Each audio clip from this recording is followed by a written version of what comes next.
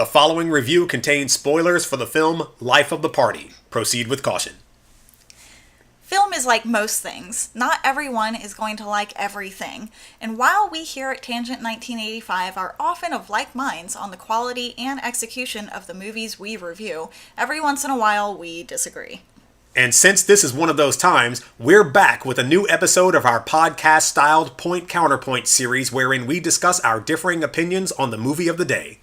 I'm Nicole Cortezzo. And I'm M. Glenn Gore. And we're at odds over... Life of the Party. We're talking about this Melissa McCarthy thing. Yeah, I really like her a lot.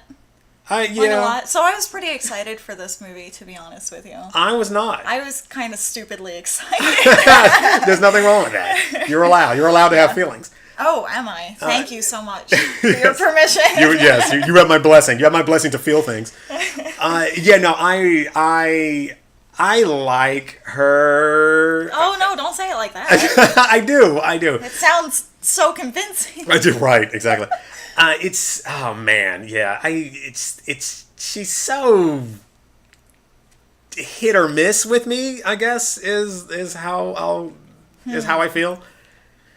So. Well, we can get into all those details in a minute, but we should probably talk about maybe what it's even about, because yes. I didn't see a lot of promotion around this movie or marketing, so maybe some people haven't even heard of it. That's very possible. I am not sure, but I mean, it's not like there were ads everywhere, and I'm not being sarcastic. I honestly haven't seen much marketing around this movie. We also don't watch television. Or at least we don't watch television as it's airing. We live a commercial-free existence as best we can. We live a pirated existence. That's not true. It's sort of true. This was one of those trailers where when we were in the theaters, the trailer would come on, and I would seize the opportunity and like go to the restroom or to go get a snack from the concession stand. The premise just didn't really appeal to me. But tell us about it. Tell us what Life of the Party is about.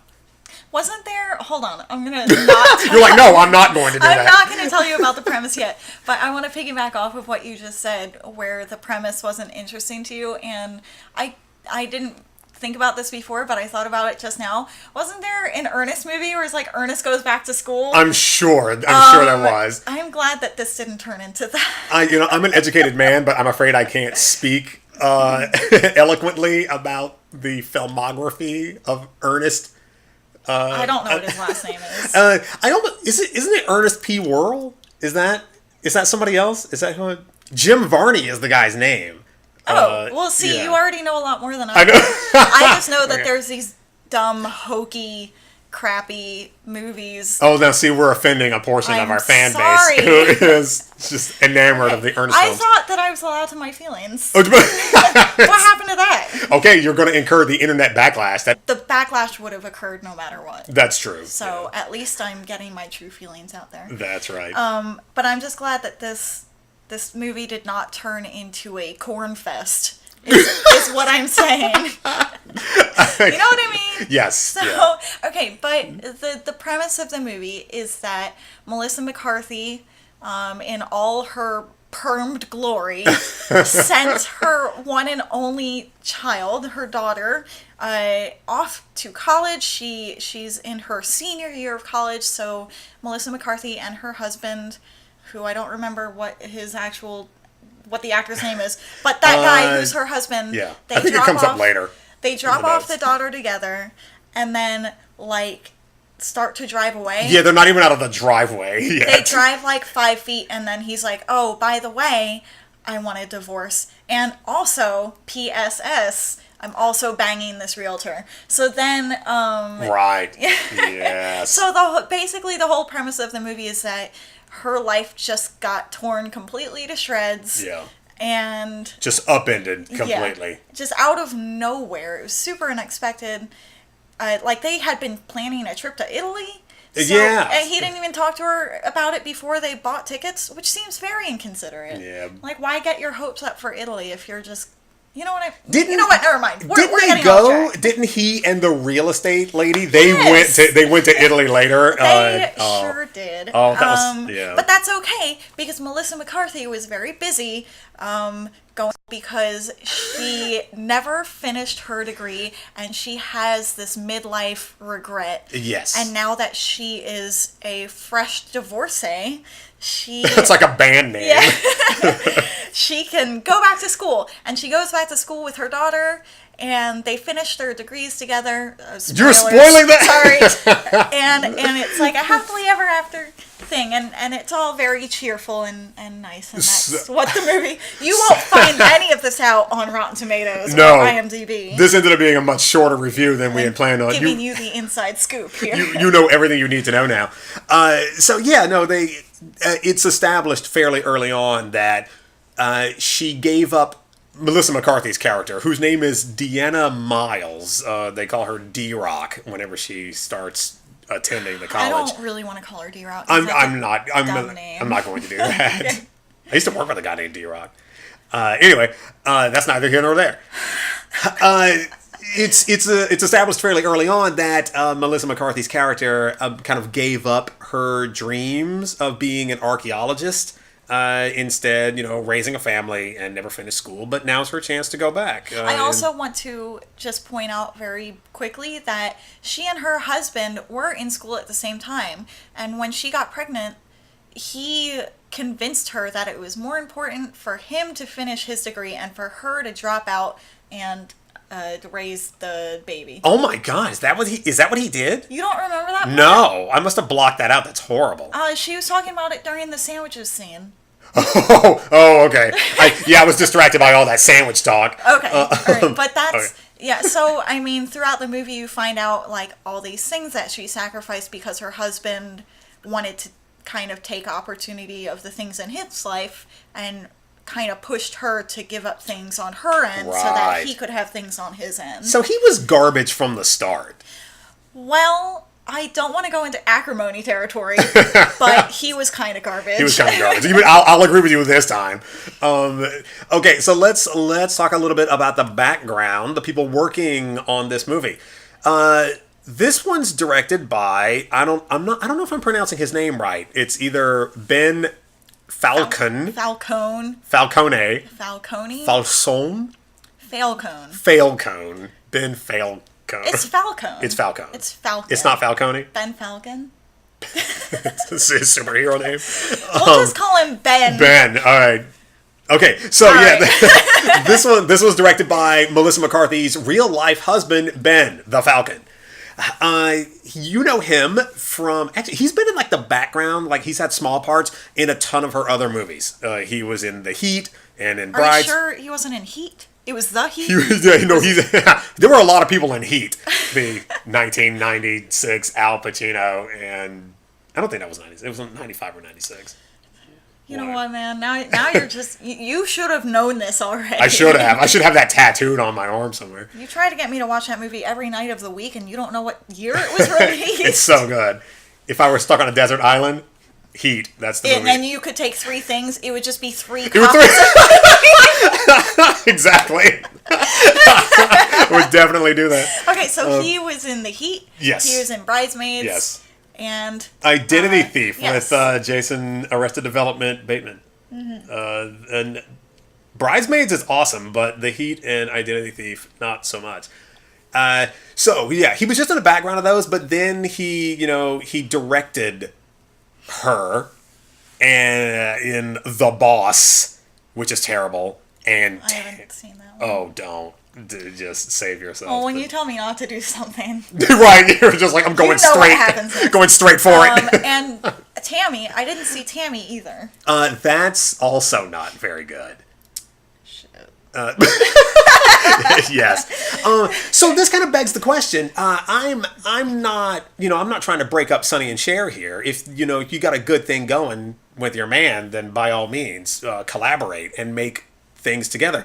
But the stuff they're making together just doesn't seem very good. Like it doesn't seem to be working. I don't know. Maybe obviously it's working for them because they keep doing it. That's true. But my question is, Because I don't know anything about their relationship. I don't know when they got married versus when those movies were made. So I'm wondering, did they work together on those films and then they got married? Or did they get married and then she's like pulling like a Helena Bonham Carter and she's just in all of his films? Right. You know what I mean? What are you working on this week, honey? I don't know. What are you working on? Exactly. Just waiting for you. It's like the dinner argument. Like, what movie do you want to make next? What movie do you want to make next? Right. Why must I choose? Why am I always the one who has to pick? I chose last time. Fine. Planet of the Apes. We're doing Planet of the Apes. If you don't choose, I'm just going to choose for you, and you're going to be angry. Oh, my gosh.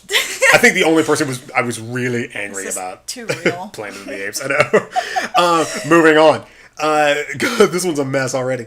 Yeah. So, yeah, I mean, I guess... I know, like, they met at, like, what's it called? An improvisational group. Like, an improv group. Okay. Yeah, that's how they met. Did you do research before this? I did a little bit of a modicum. That's new. I like it to feel fresh and organic. Mm-hmm. Very, very little research. And, I mean, more power to them. But, man, I'm not one to give relationship advice, but at some point... she's so talented. I want her to do better things, and if getting away from him. Okay, yeah. Like I really, really like Melissa McCarthy a lot. Not as much as one of our friends, Mackenzie, who just about lost her goddamn shit. She did. When Melissa McCarthy came on the screen. Is this what we're doing now? Like, we're name dropping our friends in these? I will name drop her because I've never seen anyone get so excited for a Melissa McCarthy movie. And it was kind of this very special, wondrous thing to behold. And I got to sit there right next to her in the theater. And when Melissa McCarthy came on the screen, I looked over and her eyes were like diamonds. She had this big grin on her face. I'm like, okay, this is what we're here for. It's true. Mackenzie watched this the way I watched Infinity War. And Heat. And Heat. Yes. No, I was all over it. And she looks at Melissa McCarthy the way I look at Mads Mikkelsen. yes, she does. It's sweet, really. It is. It's a little weird, but it's very sweet. And I'm not at all jealous. Yes. No. All right. Moving on. What are we talking about now? In my limited research, I discovered that there's kind of a consensus when it comes to Melissa McCarthy films where Rotten Tomatoes is concerned. They all say the same thing. They all say that McCarthy is very talented, very gifted. She puts her shoulder into it, does great work, but this never saves the movies from being these kind of jumbled messes. Well, it's not Melissa McCarthy, it's just the movies that she's in more often than not are just kind of subpar. Yes. Like, not that they're, except for apparently Tammy and The Boss, which I guess were bad. I can't personally speak to them, but I've heard you complain about them enough. Indeed. I will continue to complain about them. But I mean, she's got some really great comedic chops. Yes. I just wish that she took better projects. Because I'd be very interested to see what she could do with an actually, good script. Right, yeah. And a good premise. And I want to. You know what I mean? I want to see her go like the Peter Dinklage, I guess, for lack of a better actor. I want to see her just kind of. That sounded a little mean-spirited. No, I love Peter Dinklage. Peter Dinklage is awesome. He is awesome. Don't make me sing that song. We will link the song in the comments. we won't. We're not going to do that. No, we're gonna do it. But no, I love that he's like just branching out and playing these kind of like he showed up in 3 Billboards outside of Ebbing, Missouri. In this small but really great part. He shows up in Infinity War in this weird and kind of great part. But he's not like, Game of Thrones every minute of the day. I like to see him do other things. Melissa McCarthy is just kind of always Melissa McCarthy. And that's not really her fault, because there's plenty of actors, plenty of, other actors who suffer from that too. I feel like this is pretty common with And I've thought this through for literally like 30 seconds. This is pretty common, in my opinion, with actors who kind of stick to comedies or actions. I feel like, and I'm speaking specifically to just the range. Oh, yeah. So with actors that always take more dramatic roles, there tends to just be more range. More to work with. Yeah, exactly. Like a Charlize Theron or Christian Bale or Tilda Swinton or Forrest Whitaker. Exactly. Yeah, people who like reinvent themselves for every role. People who really go in and sometimes come out unrecognizable. Oh yeah, absolutely. Certainly. So, but on the other end of that, I feel like Melissa McCarthy is kind of falling into like Dwayne Johnson territory. Yeah. She's in rock territory. Because he just plays himself in every movie. Yeah, like various shades of The Rock. Sometimes he's just a little nicer. Or like a little more, surly. Yeah, but it's always Dwayne Johnson. And I love the guy. And I mean, it's like Arnold Schwarzenegger. I mean, Arnold was always Arnold, even when he was playing a strangely Austrian cyborg from the future. Yes. He was still Arnold. Wasn't he in Jingle All the Way? He sure was. I love that movie. Well, we've got our topic for the next At Odds. That's a great movie. It's okay, you know what? It is. I don't want to hear this. It kind of is. It kind of is a special thing. It has a heartwarming message. Which is what? Consumerism. Right, there you go. Buy all the things. But yeah, I like with Arnold Schwarzenegger, Dwayne Johnson, others who I can't think of off the top of my head. Tom, we prepared no notes for this. I almost said Tom Cruise, but he's got that fantastic part in Magnolia.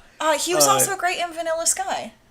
That's still Tom Cruise, though. Oh, come on! That's still Tom Cruise, but with his Phantom of the Opera mask on. In that. For him, I feel like that is range. That's stretching. It's not like Dwayne Johnson range. I mean, I feel like the most range he has is going from a 17-inch bicep to an 18-inch bicep, and that's as much as you get from him. It's like, sometimes I flex like this, sometimes I flex like this. If I'm in a more serious mood, I flex like this. Eyebrow that goes? Yeah, no. We're not making fun of you, Dwayne. Please don't come kill us. Please don't choke us out.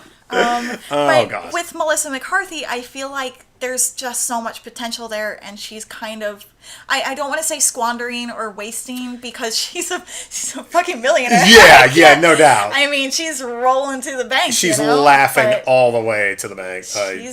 She's rolling in the money. This clearly works. I can't say that she's wasting her talents, but no. I do wish that she was a little more picky with some of her roles. Yeah, I want to see her pull like who is it, Ed Helms, that shows up in Chappaquiddick, and he's got that great accent. Like, yeah, I want to see more of that. I want her to pull a Cameron Manheim and just be like this, like bitter, like nail spitting lawyer type in a movie where it's just like there are no laughs to be had, and she's just balls to the wall. But I mean, if she doesn't want to do that, obviously, who am I to tell her how to handle her career? Well, she seems to be doing it just fine. Right. She doesn't need any help from any career advice. She's rich and we are not, so maybe we should do some self-reflection. Exactly. But the consensus, basically is that she is very talented, but the movies themselves are just these kind of jumbled up messes. Yeah. We love you, Melissa, and we want to see you. You can do better, Melissa. There. Said as you were falling off a cliff. What does Reddit say about the? Oh, we were talking about her. Her marriage. She thought that her husband was like holding her back, and I'm like, if we were listening to Reddit advice, we would just tell her to lawyer up and hit the gym. Right, there we go. Get a hobby. Because that's what they all want you to do, is just break up with your partner. Right. Reddit is not interested in solving your problems. No. They're just like, cut it off, break it off, move on, move forward. But I mean, this movie Personally, I did not think it was a jumbled mess until like the end, like that last 20 minutes was kind of messed up. That got weird. That got really weird. We'll get to it. But indeed. Overall, I liked this movie a lot more than you did, apparently. Yeah. I really enjoyed it. I was caught up in like the zeitgeist just at the moment, because we got to see this it was an advanced screening, which is always fun. So we were just surrounded by these they're always diehards for these advanced screenings. They're people, you have to show up like 2 hours early. You have to stand in line for like a super long time. Like people are bringing their dinner with them because it's such a long wait before you can actually get into the theater. Mm-hmm. So yeah, you obviously have to want it in order to partake in one of these. So yeah, the crowds are usually like just over the moon. Like some of our best movie going experiences were these kind of advanced screenings. Lights Out was the best one. Lights Out was, oh my god, yeah, the crowd vastly superior to the film itself. Yes, but yeah, that was great. It was great. Mm-hmm. But the crowd for this one was all right. Yeah, they were pretty good. I mean, they weren't super into it. Except for, I mean, some of the funnier scenes, there were some pretty good laughs. There were people were laughing so hard that I couldn't hear what was being said. So I honestly, we should probably see it again, just because I feel like I missed so much just due to the amount of laughter going on around us. And I guess that's a pretty good indicator of how it went. Maybe I missed all that. Maybe I zoned out. You were laughing! That's why. Maybe that's why I couldn't hear everyone else. You were laughing so. I had tears in my eyes at some point. You did, no. It was so funny. I was worried about you. At one point, you doubled over. You leaned forward with your hands on your stomach. Oh gosh. Okay, where are we going? Let's talk about who's in the movie. So there are people in this. There are yes, actors from other things. Let's see. So did you guys know that Melissa McCarthy stars in this movie? Probably. So Gillian Jacobs. Gillian Jacobs, yes. If you have ever seen the show on Netflix called Love, Gillian Jacobs is one of 2 main characters in that show, and she's pretty darn great in it. She is, yes. In this one, she is fantastic. She was like I was enjoying her more than I was enjoying Melissa McCarthy. Yeah, she played her role so straight. And it made it that much funnier. She apparently in the movie, her character. Yeah, right. We should differentiate. Not in real life. Her character is known as Coma Girl. Her name is Helen, but everyone on campus knows her as Coma Girl because she was in a coma for 8 years, and she's got was it because of a car accident? Is that what happened? I don't remember. I feel like it was a car accident. The point is the coma, and because she was in a coma and then came out, which happens to a lot of people, but for some reason she got internet famous and has like 100,000 she's got like Twitter 3 million like Instagram followers or something like that. Which comes in handy later on. So as a nice setup payoff kind of thing going on. Yes, but she was immensely enjoyable. Her character was hilarious. My favorite part is she's at this party and a guy comes up to her and starts to hit on her, and she just pretends to go into another coma. And he starts freaking out. He's like, "Are you going to a coma right now?" And he runs off, and then the camera lingers on her, and she just smiles and drinks her beer. It's so great. It was very endearing and hilarious. That was a good highlight. So she's fun. Maya Rudolph of Bridesmaids fame is totally in this. She plays Melissa McCarthy's best friend, Christine Davenport. She's got some pretty funny lines. She does. She's mostly just Maya Rudolph again. She's another one that kind of just operates at the same frequency for the most part, which is fine because the frequency is pretty good. But she's got that weird part where they're playing racquetball and she gets hit in the vagina. I don't find that kind of humor very funny. I know, I said weird, not... Yeah. It's just not really my thing. So, but, I mean, some people in the audience thought it was the greatest fucking thing in the world. Yeah, clearly people are into, like, vaginal... Girls getting hit in the balls. I was gonna say vaginal trauma as a source of comedy, which sounds really horrible. But yeah, like, people keep getting hit in the lady bits in these kinds of movies, and it's always good for a laugh. To each their own. It's not really my thing. I'm not so much into that. Physical humor has to be very specific for me, and that's not really funny to me. But the divorce mediation scene. Oh, but yes, she was really funny in that. That's pretty hilarious. That's a standout scene. That's one of like 2 genuinely great scenes. I would say. Yes. You would probably say there were more. Yes, well, this isn't at odds. Indeed. So, you're wrong. That's not how this works. So Stephen Root, he was Milton, the squirrely guy, Milton from Milton Office Wadhams, Space. yes. He plays Melissa McCarthy's dad. His name is Mike in the movie. And he is a squirrely. He's always so delightful. He's totally in his element here. It's good. It was good to see him. He almost shoots their dog at one point in a very that was the sandwich scene. It sounds funnier than it. Right? It doesn't sound. It doesn't sound funny at all. It backwards. That was the infamous sandwich scene where Melissa McCarthy's character goes home to visit her parents to let them know that she's getting a divorce. And all her mother, who was equally funny, who was it? Jackie Weaver, I think, plays her mother. You might be right. We can go in after the video is done and fix our mistakes. Right, exactly. Who played Melissa McCarthy's mother? Jackie Gleason? Yeah, no, probably not. But yeah, no. They're trying to. Like, he wants to kill her ex-husband, and all her mother wants to do is make everybody a sandwich. Yes. It was like because the mom kept saying the word sandwich, and Melissa McCarthy kept saying, I don't want a sandwich. So it was sandwich, back and forth. And if you've ever seen Freddy Got Fingered, which you haven't, be honest, no one saw it. I do not recommend it at all. It's horrible. It's so but there's bad. one scene where Rip Torn and what's the guy's name? No, it's not Seth Green. Seth Green's a lot better. Yeah, Seth Green's from Buffy the Vampire Slayer. What is his? He was hell married is to his Drew name? Barrymore.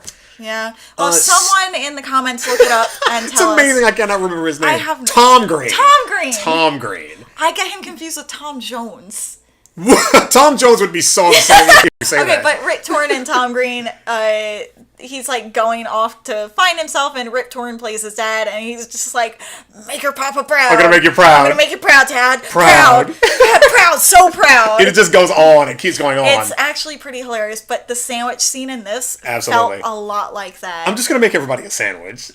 Like, nobody wants a sandwich. Yeah, but just a little sandwich. Oh gosh, yeah, no, that was pretty good. Let's see Chris Parnell. Chris Parnell plays once McCarthy goes back to college. He's another great. Yes, I really like him a lot. Yes, he's her. Oh gosh, he's so cringy. The puns are fantastic. He plays her archaeology professor when she goes back. So all of the archaeology puns that come to your mind right now, I promise you that they were in the movie. How many would that even be? There were like 30 of them in the film. But if you were forced to summon an archaeology pun, what would even come to mind? I can't think of any. But he had them. He had them in spades. I'm just gonna try to think of puns. Okay, while you do that, I'm gonna go on. Okay. We should hurry up and go through this segment. We should talk about her daughter. God, what a wet rag. Molly Gordon, and if you don't recognize that name, it's because this is like her first film. She hasn't been in anything, to my knowledge, it's before a shame this. she didn't bring her A game for her first movie. For all we knew, this is her A game. Well, I don't want to make assumptions. Maybe she was just nervous. It was her first time. That's true. She is acting across some... Don't you remember your first time? Weren't you nervous? Yes, I was a terrible actor my first time. She plays Maddie Miles. And man... And she's not a superhero. No, just by the name. She is not good. She is not good in this at all. And I hate to say it. Yeah, that was a shame. Honestly, I feel like she was so bad in this that it forced them to abandon a storyline with her, because I felt like she was supposed to play a much larger part in the film than she ended up playing. Yeah, all in all, I'd say she had about 20 minutes of on-screen time. Well, yeah, and even while she was there, she's not doing much. She's mostly in the background, or she's like in a group. Like, it's not... A lot of it wasn't like a one-on-one thing. And the one-on-one scenes that she did have with Melissa McCarthy were super short, and they always got interrupted by better actors. By other stuff, yeah. She played a backseat to Gillian Jacobs, and I cannot remember her name. The redheaded girl? The redhead girl who was also cute. very weird. I would love for her to play Squirrel Girl. Oh, that would be good. It's too wouldn't late she be though. perfect for They that? cast the she would, but they cast the AT&T lady, Milena Vaintrub. Yeah, she's pretty. I imagine she'll maybe surprise us, but this girl would have been perfect for that. I mean, Yeah. Yeah, I agree. can't wait to see more of her. I agree with that. Okay, and then the last person of any notable mention. Should we wait? Should we wait? This is No, kind of, you know what? Let's just dive in. just get it out of the way. Okay. So So, big old spoiler here because it does not show up in the trailer. So if you care about this movie, don't listen to this part. yeah, Should we give him a minute? we should give them a second to run screaming from the room. Okay, Christina Aguilera shows up. All right, there's like in the third act. There's a weird.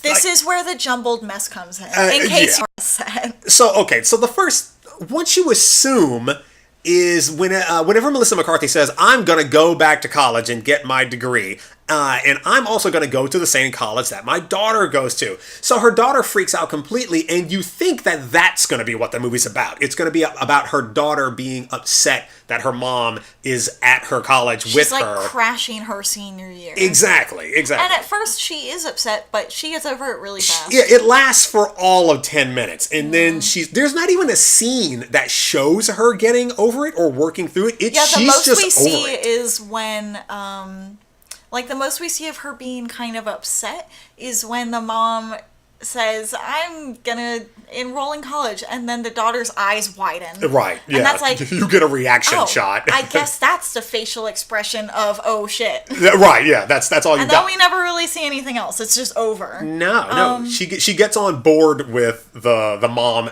at school with daughter program pretty quick. Yeah. So anyway, so the movie's not about that. The next thing you're given as a plot point is that Melissa McCarthy's character cannot speak in front of groups of people. And in order for her to pass, she has to deliver yes, she has to deliver a speech to her archaeology class.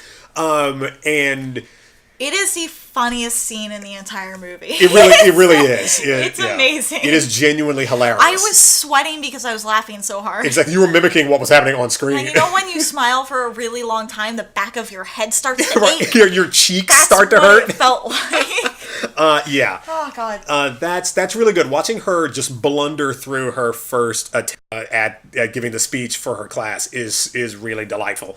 But the movie's not about that either. No, not at all. You think that's going to be like the huge climactic moment whenever she has to get up there and her speech again. Yeah, and it is in the third act. It is at the end. But the whole the big struggle, as it turns out, the big plot point in the movie turns out to be because her husband is divorcing her, and then she goes and crashes his wedding reception before everybody got there with his new bride. Yeah. After that, he cuts her off financially. We didn't even really get to know that he was supporting her financially in the first place. There's like one line early on. When it gets cut off, I'm like, wait, where is this coming Exactly. from? Oh, so this is what we're doing now. It came out of nowhere. So it's like kind of this forced plot point. And now suddenly the movie is about, oh, we all love her. How are we going to raise the money to keep her in school for her last semester? We need to raise $12,000 in like an hour. Right, exactly. Or something. And if this sounds familiar to you, it was basically the premise of Breakin' 2 Electric Boogaloo. Like, they're going to shut down the community center. We have to raise enough money to save it. It's one of those. It's like dodgeball. Right, yeah, exactly. We need to save Average Joe's Gym. Exactly. Let's go play soccer. Right. No, dodgeball. Did you even watch the film? No, yeah, exactly.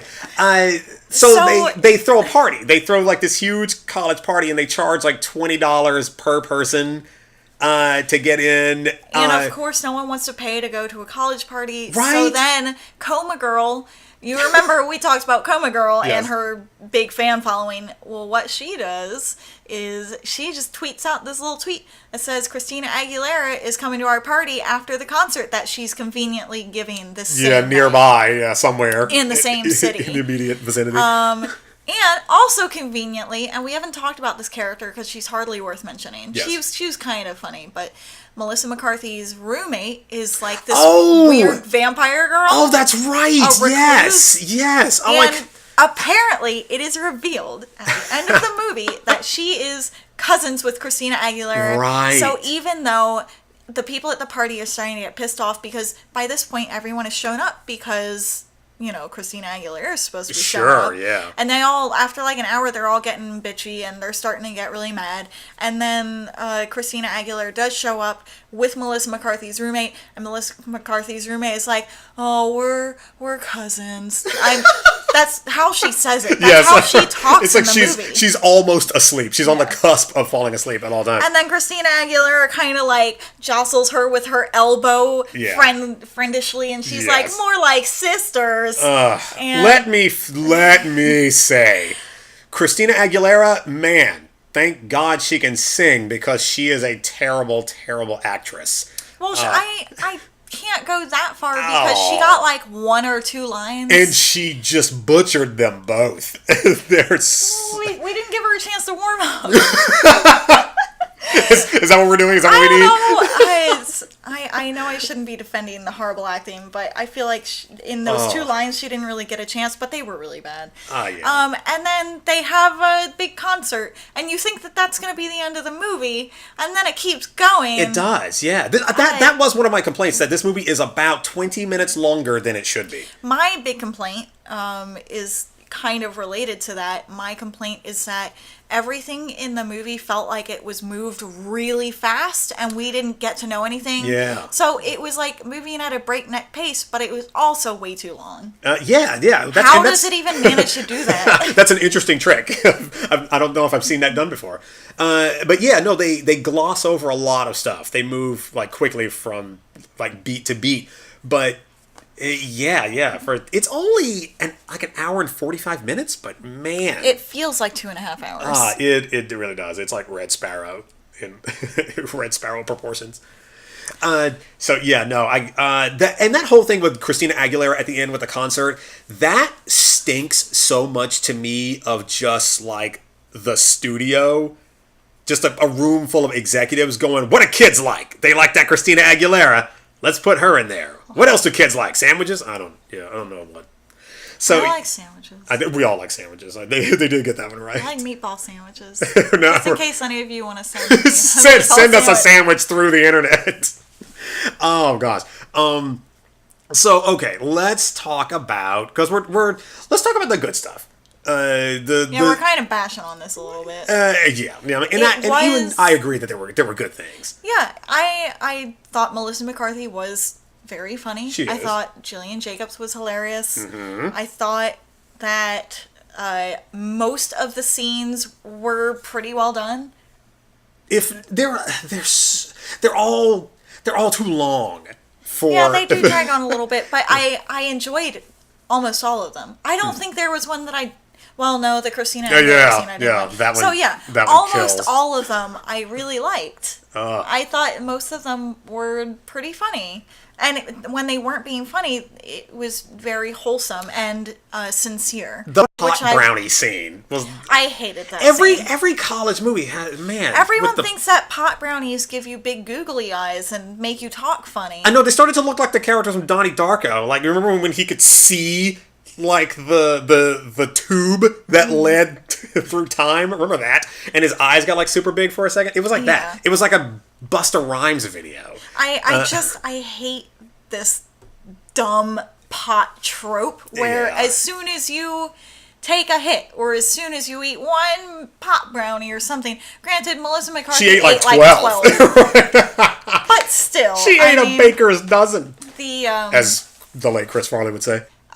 You play like music from John Lennon's solo career after he went to India, and everyone gets googly eyes. You know what I'm talking about? Yes, sadly I do. Like there's a sitar in the background. Yes. And this movie went headfirst into that, It did. and it was not funny. It was just washed out and It's very cold and dumb. It's very derivative. It's so many things you've seen before, and sadly, you've seen them done better before. So weren't we trying to talk about good things? We were trying to talk about good things. See how. Let's talk about Luke Benward, who plays. Oh man, Luke Benward plays Jack. Jack is this like handsome college guy with impeccable hair.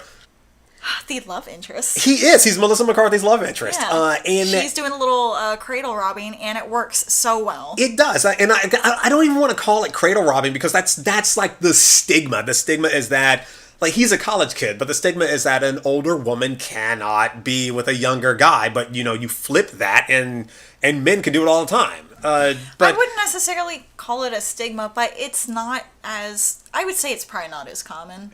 And people tend to judge a little They more do. harshly. Yeah. It's Like not double standard. Yeah, older Double guys standard. date younger girls all the time. Yeah, like look at what George Clooney was married to Stacy Keibler.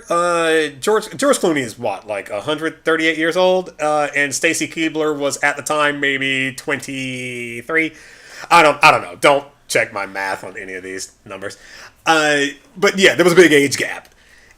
But in this, it's like Melissa McCarthy is with this younger guy, and it's not played as a joke. It's not, Jack's not like pledging a fraternity where he sleeps with an older woman. He gets in. It's not something like... It's not like he lost a bet or something, and then like either ended up revealing to her that it was a bet the whole time, or if he lost the bet and then ends up falling in love with her. Like, right. It's just, there was no pretense. He just met her and he liked her. Exactly. And she liked him. Yeah. And they had some sex. And it was really good. And then they kept having sex, and he in the fell in love with library, her. no less. Hey, spoilers. We've warned them like 3 times about the right. spoilers. Yeah, they have sex all over campus, and it's like I love Campus is a biohazard. it. Well, what campus is What- it? But yeah, no, I love that it was sincere. He Yeah, sincerely... it's played totally straight. He learns what she likes, and he gets her the wine that she likes instead of making her Right. take tequila shots at the party. or for drinking instance. box wine. Or drinking, crappy box wine that's served in an udder. That was fantastic. And there's a great part when The reveal The scene. reveal. Are we going to spoil the reveal scene, or we just the we're not? restaurant We're not scene. going to. We're not going to spoil the You know reveal what? scene. We'll leave you guys with With just, just- one little thing to go and be surprised by. Just that 'Cause nugget. I don't want to spoil that because it's so great. It is. It's fantastic. That's the moment when the movie just kind of like crosses. It takes Over. itself to another level. It does. It was fantastic. I will say this. McCarthy goes into the same sorority as her daughter and her friends.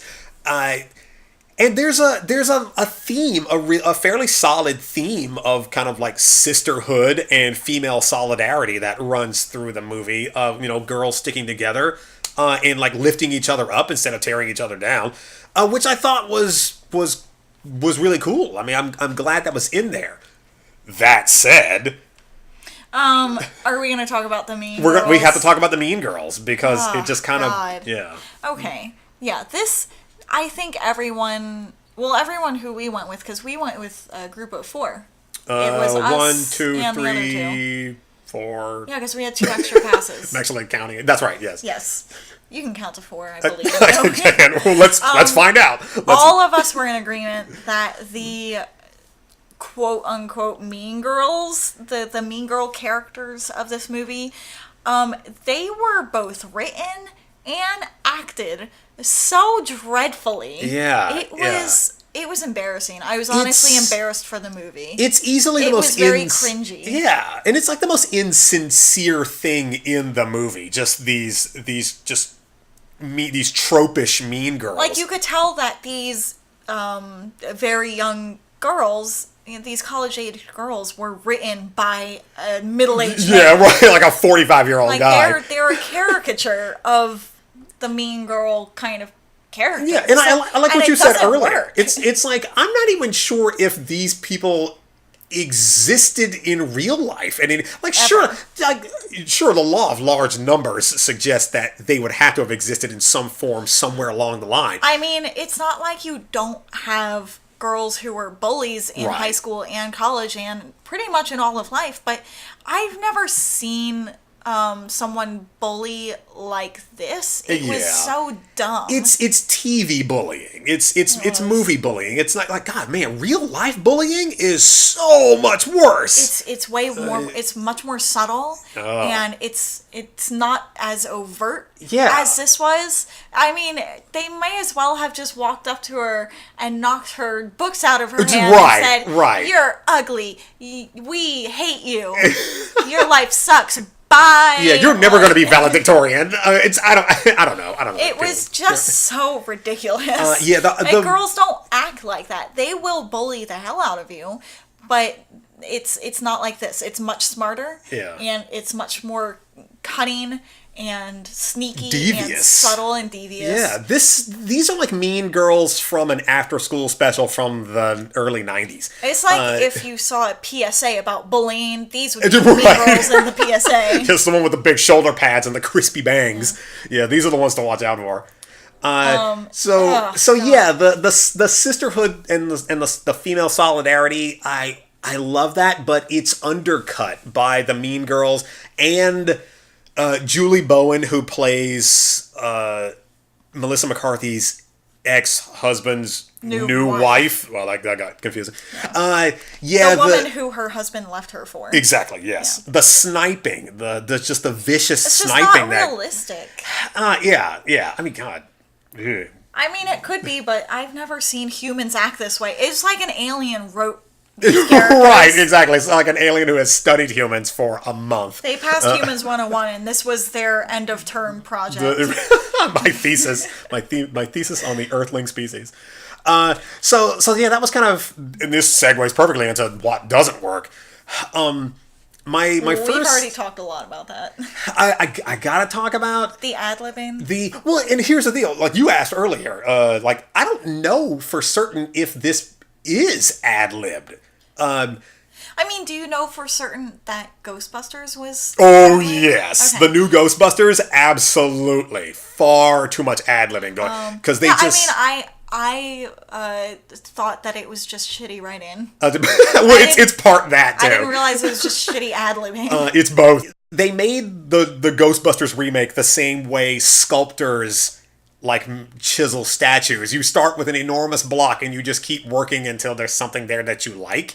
But then they don't cut out all the stuff. It's like if you sculpted the statue and then you were done and then put all the shavings back on it.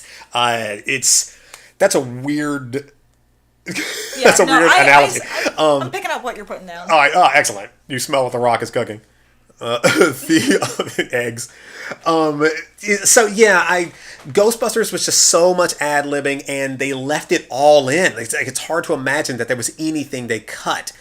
So all the scenes just run too long. And this kind of current style of comedy, where we're just letting the comedians run rampant, and they're like, we're just gonna let the cameras roll. You just keep talking, and we'll see what sticks to the wall. Right, yeah. But then they don't cut out all the stuff that doesn't stick. They just leave it in there. Yeah, exactly. Oh, it felt like that's what was going on with this. Every scene is about a minute longer than it should be, and the joke will land, but it just keeps going. It ruins itself. It does. Yeah, they just ride it off the rails.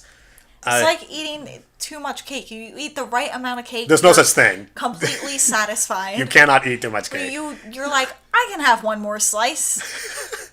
And then next thing you know, you're just awake, at 3 a.m, just groaning. You can't turn any way to get comfortable. Because every interview was filled with cake. That's what this movie was like. Yes, there we go. No, you're right. We actually have talked about pretty much everything that doesn't work. Yeah, we already covered most of this stuff. Yeah, the daughter plot of her being upset that her mom is going to school with her, that getting ditched. The Mean Girls, the adults trying to write for kids. I think the Mean Girls were the one thing that really didn't work the most, in my opinion. That's probably the worst idea. It was so fake. Right, yeah. I mean, even the movie Mean Girls, those were pretty over-the-top characters. Right. But even some parts of that did feel kind of real. Like, some of it was very undercutting and devious and that smart. had the luxury of Tina Fey working on it to guide it through the rough patches. Maybe Tina Fey can write something for Melissa McCarthy. Now there's a tag team I'd love to see. Yes. Hey, you know what? Yeah, I think we're onto something here. Yes, absolutely. Perfect idea. But anyway, yeah, I think there's really nothing else to say. No, not so much. All I know is that I thought it was way funnier than you did. I think David Fincher said there's two kinds of laughter. There's the kind of laughter where you're legitimately, sincerely laughing because it's funny, and there's the kind of laughter where everyone around you is laughing and you just kind of want to get out of there. And I was leaning toward the latter. Yeah, no, I was leaning towards the former. You had a good time. My gut was hurting for a lot of the scenes. Indeed. And between that and how sincere most of it felt, and how wholesome and endearing it was. That is true. I will give it that, with the exception of the Christina Aguilera scene. No, that was bullshit. Which is just it was horrible. It was like, oh, here's a quick thing that we can do to burn this movie to the ground. I almost expected to, when she got out of the limo, I almost expected to see a credit on the bottom of the screen. Christina Aguilera appears courtesy of, Columbia House Records or whoever she signed to. You could almost see her just thumbing through a stack of money, just slightly out of frame. That part really did not sit well with me. But yeah, that sucked. Yeah, but whatever. And you know what? That felt a lot like Bridesmaids as well. Because at the end of Bridesmaids, doesn't Celine Dion show up at the end of that? I think Maybe I not. know that at the very end of the movie there is. It's almost the exact same scene, except it's a wedding instead of a college party. Right. You get to the end of the movie, and it's this very famous performer, and they just show up and do a performance. Yeah. I feel like it's Celine Dion, but I might be wrong about that. I haven't seen that movie in years. So yeah, same here. I can't speak to that. It's so good, though. Chris O'Dowd is in it, and he's fantastic. It's the same concept, is what I'm trying to say. Indeed. Like, the same exact scene happens. Indeed. I don't want that to become the norm. You know what this movie needed? It needed that scene where Melissa McCarthy stole all those puppies from Bridesmaids, and she's just driving away with a car full of puppies.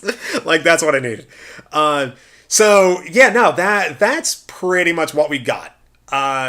You would tell people to go see it. I would, because I love this movie. I would tell people... For all its faults, I still think it's really good. I say if someone is gonna spring for your ticket, go and see it with them.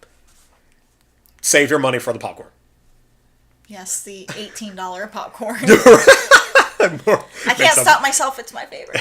I love it. So how are we going to rate this? What's your rating? I am going to give it the longer you thought about it, you're like, no. It's been a long day, man. It has. We should not do these at the end of the day. No, we're about to go see Infinity War for the second time. Yes, I can't wait. Let's hurry up and finish this so we can go see that. Indeed. I'm going to give this 2 3/4 stars. All right, and I am giving it 2 out of 5 stars. Just 2 even. 2 even. Okay. Just below. All right, well, that's it for today's episode. As always, thank you for joining us. If you enjoyed this show, please like, share, and subscribe, and follow us on all the things. Yeah, yes. Follow us on Twitter. We're up to 700 Twitter people. Oh, are we? Yeah, man. I thought we were in like the low 30s. No, that's subscribers. That's YouTube subscribers. Subscribe. This has been At Odds. And we'll see you the next time we disagree. Okay, bye! Bye!